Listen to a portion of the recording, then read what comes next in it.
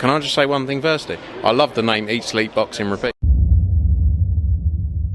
Welcome back to ESBR Boxing's YouTube channel. Delighted as always to be joined by Punch Out Boxing's Ra Hokum.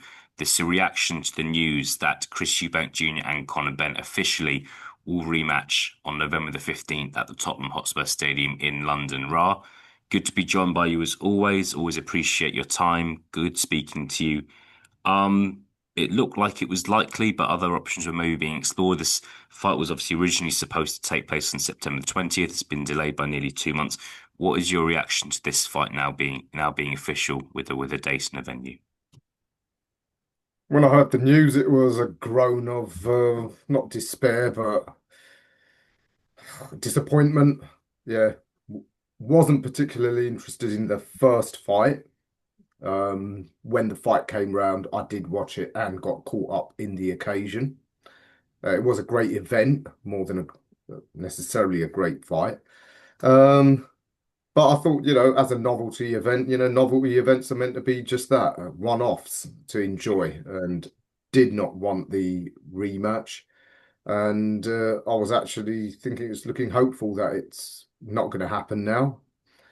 But somehow, I guess with Riyadh season's involvement, it's come through again. So yeah, not happy and disappointed because it takes up another big fight weekend date that will be taken up for this, like I said, essentially a novelty fight, which does little for either of their careers other than money, which fair enough, that's their interest. But as a boxing fan, doesn't do anything for the sport, really.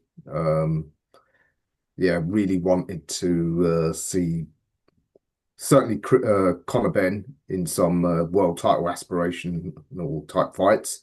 Eubank, well, I think it's clear he's not interested in pursuing that. So yeah, it's another date we are lumbered with. But maybe there'll be a great undercard to pique my interest. I'll have to keep an eye on that.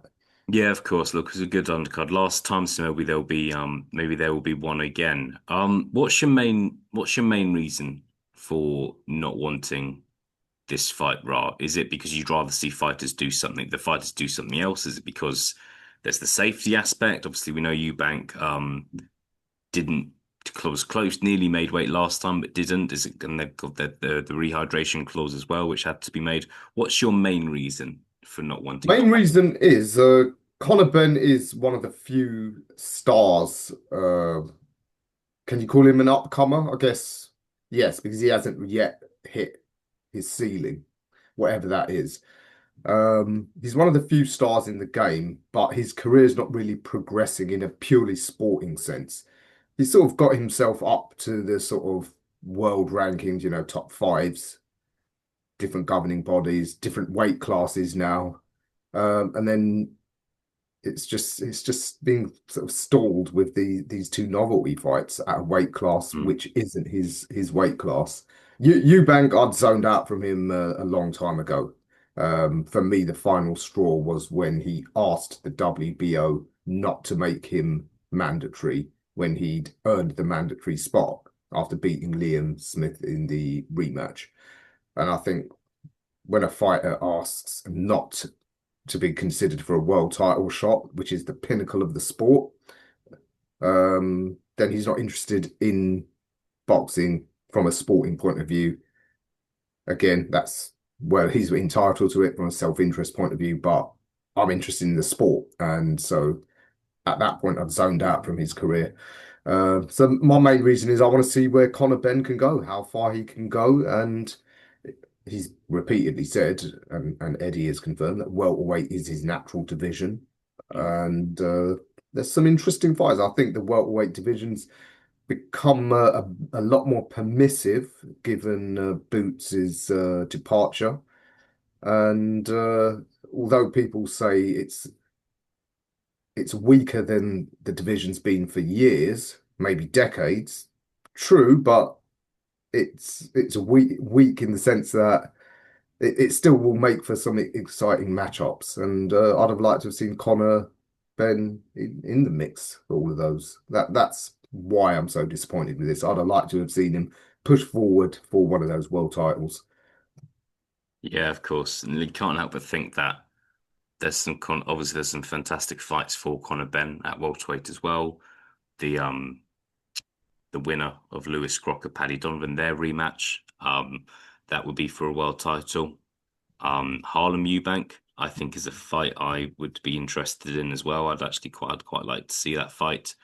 Hmm. But yeah, well, it is official now. Back at Tottenham Stadium, it's a massive event as you see in the fight calendar, something kind of casual fans will really get involved in.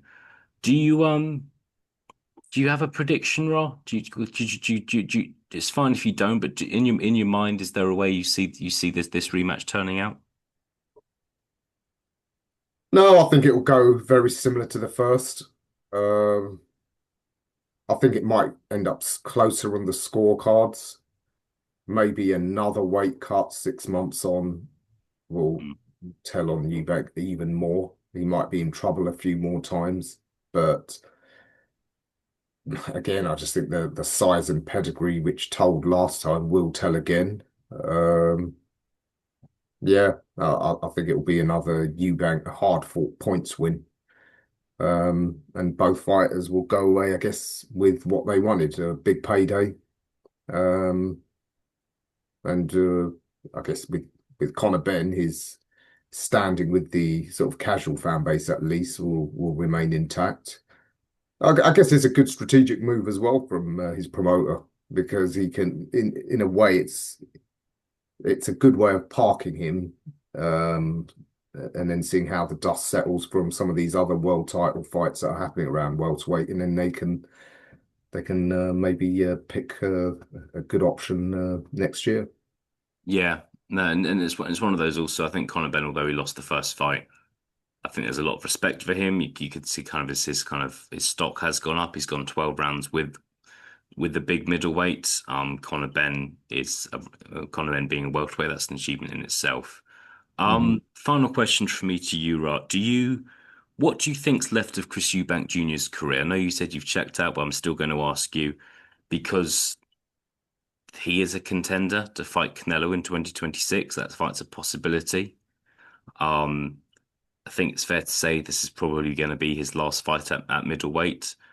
He could retire after November. He's not a young. He's an old fighter. Really, the amount of fights he's had, the age he's at, he could call it a day. Then what do you think's left, if anything? I think if he doesn't get the Canelo fight next year, I think that will be the end of his career. I can't. It seems clear he's only interested in the very biggest money fights, preferably with minimal risk. Um, Mm, I don't think he'll get the Canelo fight. For a start, I think Canelo loses to Bud Crawford. Um, that again, that's one I'm sure we'll revisit in the coming weeks. But even if Canelo wins and remains undisputed champion, I'm inclined to think that Riyadh season will push for Hamza Shiraz to get that fight before Chris Eubank. I think I can see a situation where Junior doesn't officially announce his retirement, that he'll just sort of stay out of,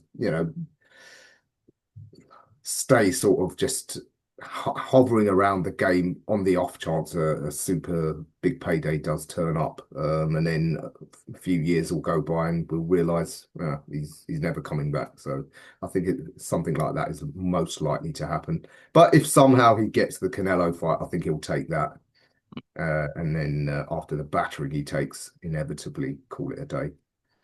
we shall see. All right. Well, look, has to get past Conor Benn in their rematch first. Ra, maybe I think got a feeling you'll get caught up in the emotion of the event come November 15th as well. But we'll see. We'll see what happens. Ra, thank you very much for your time. I'll speak to you again very soon.